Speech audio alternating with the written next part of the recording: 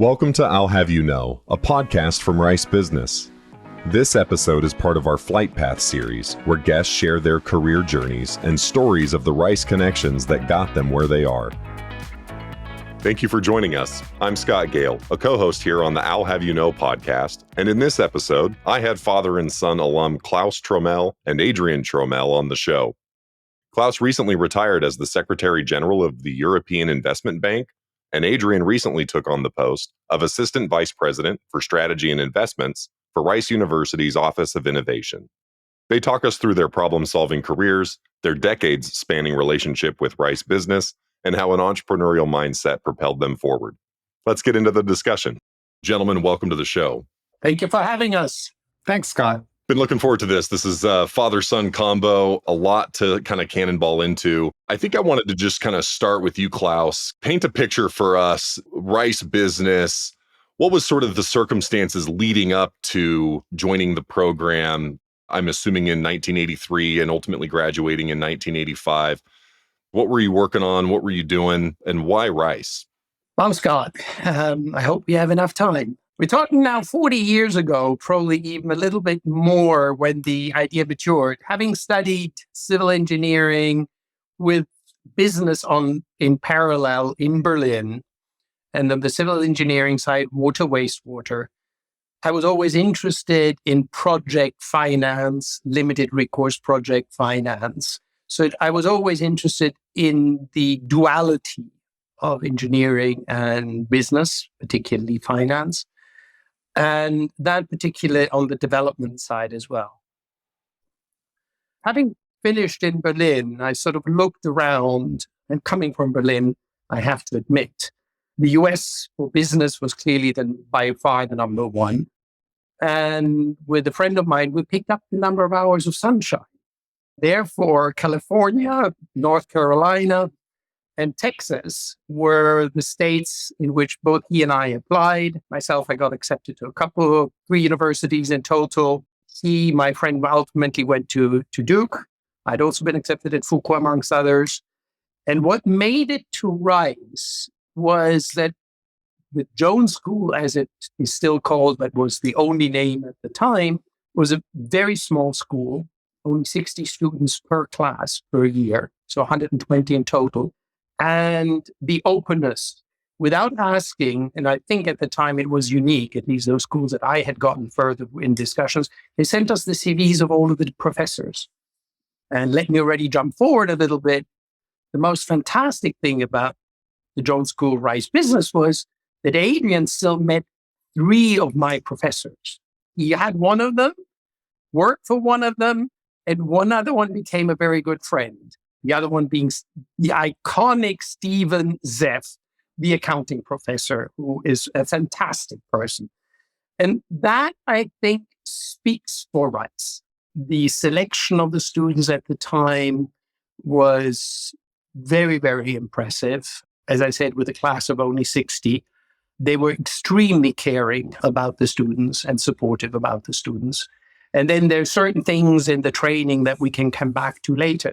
So yes, it was a combination of wanting to do project finance, limited recourse finance, where the engineering and the business had to come together, with the fact that although I think Germany and Europe in general has gotten better, and I have to say the atmosphere there, both at Rice generally, at Big Rice and at the school, were just fantastic. You could walk into anything, you could go anywhere, you could do everything. The only thing that I remember, we started up when I see where Adrian was allowed to study, we started up in the basement of the computational science building. That's all we had at our disposal when I studied there. And so when I look at the Herring Hall now, and I think they soon will have an extension and or a new building with the way they grow, I can say I green with envy. There's a lot to explore here. I think you've retired in recent years as the Secretary General of the European Investment Bank. It's been a few years, but wanted to hear from you about, this is a big, broad stretch, multiple decades of sort of banking and activity going on sort of in Germany. I feel like we could have an entire, episode just on that. And we've got Adrian waiting in the wings. So I want to kind of fast forward us up to this point where you're working with the European Investment Bank and some of the activities that are going on, and what got you excited about that final chapter of your career and ultimately kind of what led you there? Oh, wow. Oof. If I may, not totally following your script, because I think it is typical for Rice. Look at Adrian's script. My first job was actually at Hewlett-Packard. And that came about very interestingly because somebody came and saw me and says, you have to go. There is a recruiter from Hewlett-Packard there, and he looks like Einstein reincarnated. So it was actually true, was actually a German, head of test and measurement at Hewlett-Packard, spoke still with a German accent that you could slice through. And he said, what are you doing here? I'm looking for engineers. But he took my CV anyhow. Long story short, I just walked out an interview that didn't go well because they wanted to offer me places in geographical areas I didn't want to go to. And I said, no, I'm not going there. And we didn't come together. And I walked out. And I did get a call from Hewlett-Packard and said, wow, I'm going to get flown out to California because I'd never been at that point in time in California. And they said, no, we're flying you to Geneva. And then various things happened in Geneva. And I had just quit my job for various reasons. Again, different story. When Adrian's brother tells me somebody from Luxembourg called. So I called that number, and it was the European Investment Bank. Like many international agencies, they also have to keep an eye on nationality quotas. And so at that point in time, they needed Germans. I had applied many years earlier. They had said that we'll keep your CV on file. I said, I'll never hear from you again. But actually, I did hear from them. And so there I joined. My experience at Rice and in Texas helped me enormously because in the beginning, I did oil and gas in the North Sea. So I financed a whole bunch of oil fields, gas fields, pipelines with mid-sized oil companies, innovative oil companies, smaller ones, few bigger ones. Then later on, I switched into transport. So I really got to do what I like to do in a big scale, mainly in the UK. At some point in time, I was moved into risk to go into the other side of the fence, keep an eye into what my former colleagues were doing on the lending side. From there, I slowly slipped into sort of the balance sheet management. From there, going into the crises, I slipped into workouts and distressed. We started to have a few cases that went bad. And I guess one of my claims to fame is the Eurotunnel restructuring, is a decent size restructuring, decent complexity. And to thank me for that, and I really loved my team at the distressed that I was allowed to put together with really fantastic group of men and women and men. And I loved the content, although, of course, at times it was a bit stressful. They then asked me to become the CRO of the outfit, straight into the Greek country crisis, which made life interesting. And then having messed up risk so much, they asked me to become the CIO. So my last 3 posts were not applied for. They were said, you go there now. Then I was CIO for a while. It's a big outfit. It's about, balance sheet is about 2.5 times of the World Bank. Staff is about a quarter of the World Bank to a third of the World Bank. So you can imagine it's a different working environment, but it gives you a size. We're talking about $500 billion balance sheet plus $500 billion plus balance sheet, close to $100 billion of US dollars lending per year. And then having done the CIO for a while, they asked me to become the Secretary General. And I was of the point of view that particularly in those outfits, at those levels, you go where they tell you to go or you quit. So I have to say the workout was the funnest part. Financing was fun as well. Workout was really, really fun because I also had a fantastic team. Risk was stressful because it also meant, and that's where the Rice training was very valuable, the human side, the human resources management was very valuable. Rebuilding a team that had been abandoned was stressed because of the environment was very, very tasking. And of course, these were 12 to 16-hour days in that environment at the time. The CIO role where, because of the public nature of the European Investment Bank, which is owned by the 27, now 26, with Brexit member states, unlike we faced many of the same problems of the commercial banks in terms of our borrowers hurting in the crises, but unlike the commercial banks, the government asked us to do more. So we did not face the challenge of having to let people go like commercial banks, but very much to the contrary, we had to do more than before to compensate the shortfall, the banks pulling back. And being an outfit that it is, once you have established a certain reputation, it is a natural call for an understanding what is also a political environment, that they needed somebody to, when the previous Secretary General, who had been living through the crises, said, enough is enough, I'm just physically tired. And they quickly needed somebody to jump in who knew the outfit inside out, knew everybody inside the EIB, and could get things done rapidly. That the then chairman, who is a political appointee, said, Klaus, you don't really have a choice. You're coming over here. And then I cut a deal and I said, listen, this is really not my cup of tea. And sitting in meetings, chairing meetings, co-chairing meetings, supporting the chairman day in and out, 3-day-long meetings with 80 to 100 people in the room, etc. I said, I'll do that until 2018, 19, and then we'll part.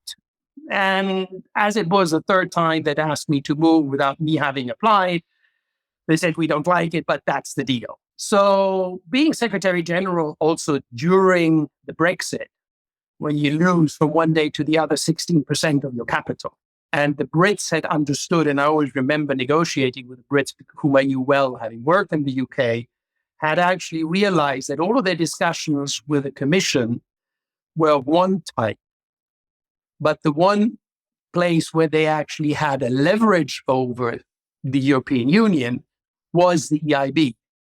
So while they were very keen not to hurt us, because we had very good relation, had done a huge amount in the UK, they had no qualms, because that's must, to using us as leverage. Because removing from a bank 60% of the balance sheet, you can imagine what in one go, and a highly leveraged institution as it was, you can imagine what that was. So being the Secretary General during those negotiations at the European level was another additional tasking outfit. So that I decided, have done it, have seen it. It's no more fun. The people who want to do it, let them do it.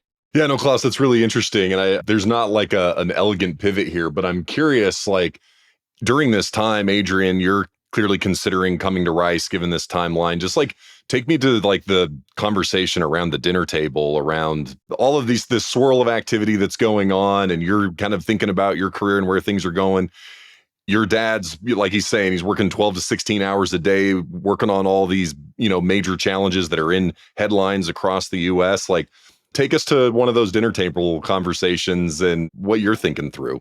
Definitely. There are a couple, I think, anecdotes, and Dad, jump in or correct me if I tell a story wrong.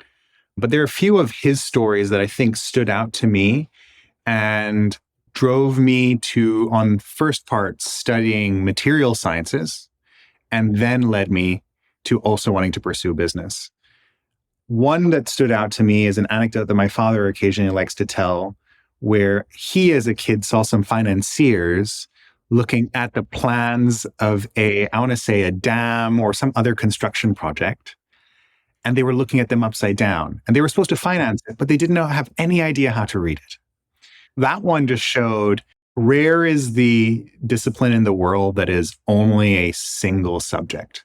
And then the other one is, my father has a number of those anecdotes, but especially when he was, I think the title is loan officer in the EIB, he would go out and also meet the people who would be individually affected by the projects that would get financed. And you have to imagine the EIB, the European Investment Bank, is mandated to finance projects that in some way, shape, or form affect the people or the economies of the EU. And in that sense, that means they finance roads, research, schools, infrastructure, be that wastewater, power, generation, etc. He tells a story of being on a ferry and meeting somebody from Scotland, Isle of Skye. That's Scottish Isle of Skye, and of meeting somebody on that ferry. And they were going to build a bridge to connect the Isle of Skye to the mainland. And there were a lot of people who were saying, no, we don't want this bridge. It's going to ruin a bunch of things. But then this gentleman took my father aside, who was obviously from the group of the European Investment Bank, and said, we need this bridge. Without this bridge, if my wife who is pregnant gets sick and there's a storm, a helicopter can't fly to come get her and there's no hospital on the island. If my child is sick, I can't get them over. If we need food and we run out at the local grocery store, and there's a storm I have no way of getting across. The people who live on this island need this. And so that one went to go on to show, like, well, so there's a way to bring together a variety of disciplines and a way to really help people with that. So those are two little stories that he would occasionally tell at the dinner table. Then how did that get me to Rice? So I always sucked at making decisions. So that's the reason I studied material sciences. A civil engineer can pour concrete conceptually without a mechanical engineer who can turn gears, without an electrical engineer who can print circuits without the other, etc. Conceptually, in terms of the knowledge of the discipline. None of them would have a medium on which to work or with which to work without the material scientist. So in the end, I realized material sciences was a facilitator. It was a language school of engineering, nothing else. And with that, that's what drove me to do material sciences. And I ended up studying that in Switzerland, studying in French. And there I started seeing as like, well, how can I work on the things that will affect people's lives, really have an impact? Because I'm a good millennial and impact's the thing that I want. And the things that stood out were I was fortunate enough to work with a startup, get some exposure to the startup ecosystem in Switzerland and then eventually in the Netherlands. And I realized like, hey, at a startup is where you really work on the most cutting edge things. It's where people are willing to take a risk to try something new. And so that's what took me to the Netherlands, worked at a startup there. And I looked around and said, wait a minute, there's a language still missing. And that language is business. And looking around, of course, at the dinner table, we'd get the Rice business alumni and Rice alumni magazines. And having studied material sciences, specifically actually nanomaterials, I was familiar about Rice from home and I was familiar about Rice from school. So it just made sense to really consider that school. And now I was actually working at a medical device company. And it turns out some of our medical advisors were also in the Texas Medical Center. And so things just kept on pointing to Rice. And with that, of course, I applied to a number of different schools, got into a number of international business schools. But the combination of the history of material sciences, the world's largest medical center, and this massive reputation in entrepreneurship that had been started by Ed Williams during my father's time just made it the right choice. Can we talk about the role of entrepreneurship and that connection with Ed Williams as sort of like, because in a lot of ways, Klaus, your career didn't sort of touch entrepreneurship, right? You're talking about kind of traditional finance. And so I'm curious sort of how the entrepreneurial bug, where that was seeded and kind of how that thread kind of came along throughout the years. I would say, and Adrian, you jump in as well. First of all, the stories were all perfect. The way I would put it, and I cut a long story short, EIB founded in, I think it was 1994, what is today one of the top 3 funds of funds for startups, called the European Investment Fund. My former deputy now runs it. I guess if I had screamed loud enough, I could have become the CEO of that outfit, but been there, done that. You're absolutely right. I was never directly involved in the startup and financing an individual startup. I did very much have my fingers in setting up the EIF, the European Investment Fund. And then in particular, much later in the 2000s, focusing it, because it had a dual approach at the time, but in 2000, focusing it on startups and newly created companies. So I had a relatively heavy, and then at some point in time, I was managing the shareholding for EIB. And then EIB, because limited recourse finance, because EIB did a lot of public sector, financing governments, local governments, I was focused on limited recourse finance. So to have highly specialized, highly risky finance has a few parallels. The underlying technology is different, but how many cars will cross a bridge or how many gimmicks are you going to sell are questions that are not unfamiliar in terms of forecasting. Okay, technology was most of the time there. And then the other element, and Adrian did get a whiff of EIF for sure, left, right, and center. The other element is that EIB itself, also when I was heading risk, enabling it to various instruments, financial instruments. So my focus was on the financial instruments, not the doing, but setting up the instrument, we went into much riskier financing. So we set up programs whereby with pharmaceutical companies, we shared the risk of a successful development of a new molecule. So EIB had actually financed the cancer side of the development at BioNTech, which enabled the development of the COVID vaccine together with Pfizer. So that is where Adrian got some exposure to the atmosphere, to the environment of startups without being in the startup environment itself. If I were to think about, you can think about the range of impact or the depth of impact you can have. You start off with one-to-one impact, which can be very deep, like a single doctor might have. And you go to, for example, the inventor of a technology or the CEO of a business, or inventor of a technology, which is already broad, how many people buy that product. The CEO of a business, assuming multiple products, gets even broader. And then when you go into the financing of things, especially if you do that finance from the right perspective and with the right structures behind it, you can, one, ensure the success of those company and those products, and then finally down to those individuals.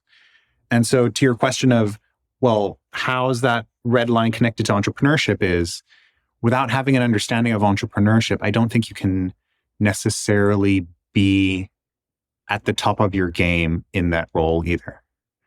And so finding a place where you can understand, in my case, at the time, I thought I wanted to do commercialization, and whether that was big or small, I realized that that field of study is entrepreneurship. Finding a place to study that entrepreneurship to be able to decide whether you want to run an individual initiative, run multiple initiatives, or be able to evaluate those to be able to finance them is where I think finding a place to properly study entrepreneurship makes sense, because you can apply those principles anywhere in life. I think that's so important. And I appreciate you guys exploring this with me, because this idea that entrepreneurship can be taught, this idea that there are principles at play. And I think it's a tendency for, and maybe this is a US thing or it's got a global sort of angle to it, is romanticizing entrepreneurship. Like it's some end state that you get to just sort of be, the well-known entrepreneur.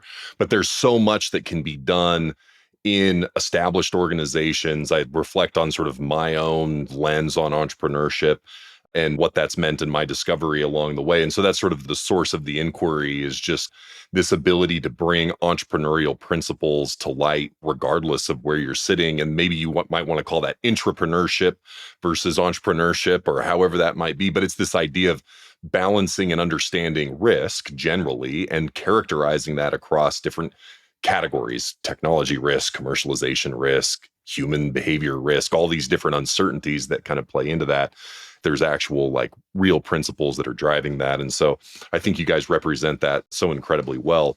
Yeah, actually, I want to expand on something you said there, is that entrepreneurship is being taught the discipline of evaluating those risks. And it's the discipline of being taught to make holistic considerations. Because Scott, in your role at Hewlett-Packard Labs, supporting whether it's your internal projects or the external startups that you bring in across climate and energy, or whether it was my father in his career financing, be it R&D or a new business model on how to run tolls on bridges or highways or tunnels or what have you. Entrepreneurship is the evaluation of the market and its underlying needs, evaluation of what are the business models that we can do that with, evaluation of the quote unquote product or solution structures and the underlying risk factors within that, and assembling those to understand, hey, I can actually create something new that the world hasn't seen here before, whether that is now inside an incubator that happens to be inside a company, whether that is now financed by a supranational multilateral bank, or whether that is your local mom and pop shop. You and all of those other entrepreneurs, be they venture-backed or small business owners, have to make those considerations. I want to explore this part of your journey, Adrian, because you've been involved on kind of the medical tech side of things. You now have assumed a newly formed role as an assistant vice president for strategy and investments at Rice's Office of Innovation, working for our friend Paul Chiricuri. I know that's a relatively recent appointment, but I'd be curious as you've sort of like stepped into that role, what are some of the challenges that you're wrestling with right now? After business school, just a quick background as to how I ended up being where I am right now. I joined the Biodesign Fellowship at the Texas Medical Center, which was a year-long program where effectively you become an employee only for a year to go found a company. You're put through biodesign, which is design thinking, so needs-based innovation applied to the clinical space. You spend about a third of the year looking for problems across the medical center, observing. Then you spend about another third of the year filtering through those and figuring out approaches, and about a third of the year then picking one and starting a company. That school of thought has heavily influenced how I think about entrepreneurship and solving problems, making sure that it's needs and market driven. From there, I went on and helped build and grow a telemedicine-enabled primary care company, Hamilton Healthbox, which we're now at 20 plus clinics across, I want to say, 4 states.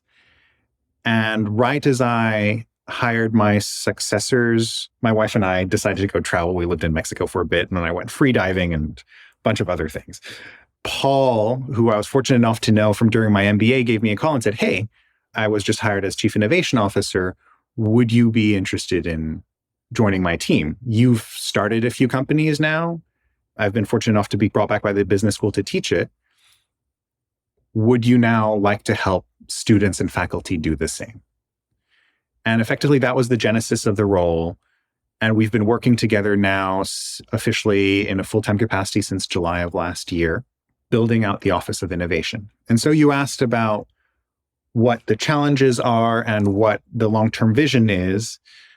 At Rice, we're fortunate. We have excellent faculty when we have some of the most engaged alumni base. So I would start there and say, in terms of the curricular and co-curricular content we have in and around campus, it's fantastic. The endowment has already made huge investments also into building that in partnership with the city of Houston, along with the ION and the entire ION district, which is then part of the greater innovation corridor, which connects the medical center all the way through to downtown. So we've got a lot of good things going for us. I think some of the challenges that we're going to face, of course, is something that all universities face, is universities are excellent at teaching, they're excellent at research. Now we need to figure out how to bring those two things together, which means filling the gaps between what are the other things that you need to start a company. Starting a company, you don't just need classes and you don't just need a lab. You need a bunch of other things. You need spaces to work. You need money to do things with. You need to be able to find the talent. And those are really the challenges that we're working through at the Office of Innovation, figuring out how do we fill those resource gaps? How do we find ways to provide those assets to our community so that when the next PhD student comes up with a new way to generate green hydrogen or a new way to remove PFAS from water in an efficient manner, or a new way to generate carbon nanotubes efficiently and create them into a valuable product, or a new medical device, they're not going out and trying to figure everything out themselves again. They've got everything in a centralized location.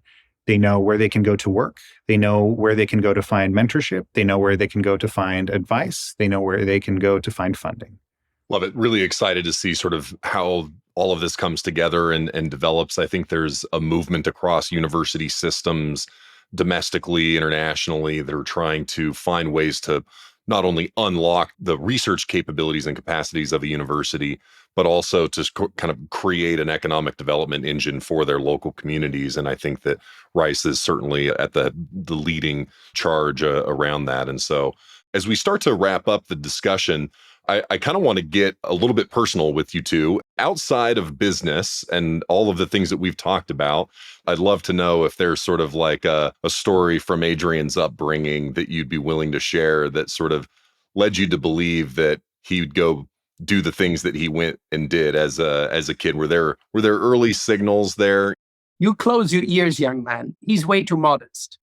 I think, Scott, the way I would put it is that we were lucky, Adrian and I, also Adrian's big brother, Damien, who is in a totally different world. He is into animation and cartoons, very artistic, very successful in it. And he was always a freelancer all his life. He tried to become employed, didn't work out. So we're totally different characters at home. However, I would say at some point in time, I worked on cars. Adrian enjoyed cars. We brought Adrian to sailing. I was a pretty good sailor, dinghy sailor. Now that man on the other side of the screen here crossed the Atlantic. So the difference between father and son, and he must have those qualities from his mom, that he's a lot more disciplined than I was, academically much better than I was. I was lazy, scraped by. Anything that he started, he did to the end and more, which is a big thing. And so he's a very good piano player. Hope he can pick it up one of these days. Very good at Aikido. Hope he can pick it up one day again. And a lot of our time that we actually spent together was driving him to and fro, and in my case, picking him up in the evening after his activities. That was important time because of the working hours, dropping him off at school in the mornings and then picking up. And I always remember a colleague whom we found out was doing Aikido with Adrian. And when I found out by coincidence, he said, "Oh, you are the dad who was always late picking up his son." Because, of course, I said, I think, and there was a kid sitting out, in the cold on the stairs, waiting for his dad to come and pick him up. So long story short, a lot of common interests that Adrian then always took a step further and took to a totally different level. Love it. Gentlemen, it's been an absolute privilege to be here with you today and spend some time. We achieved getting Adrian embarrassed a little bit. Klaus, wanted to express my appreciation for setting the foundation here with not only the Trömel family, but also the Rice family, an awesome legacy that you guys are developing and have built and are continuing forward. And so thank you again for being on the I'll Have You Know program. Thank you, Scott. Thank you, Scott. Was a real pleasure. Thank you for leading it. And thank you for the questions, some of which actually brought new things to me. Thanks for listening. This has been I'll Have You Know, a production of Rice Business. You can find more information about our guests, hosts, and announcements on our website, business.rice.edu. Please subscribe and leave a rating wherever you find your favorite podcasts. We'd love to hear what you think. The hosts of I'll Have You Know are myself, Scott Gale, and Maya Pomeroy.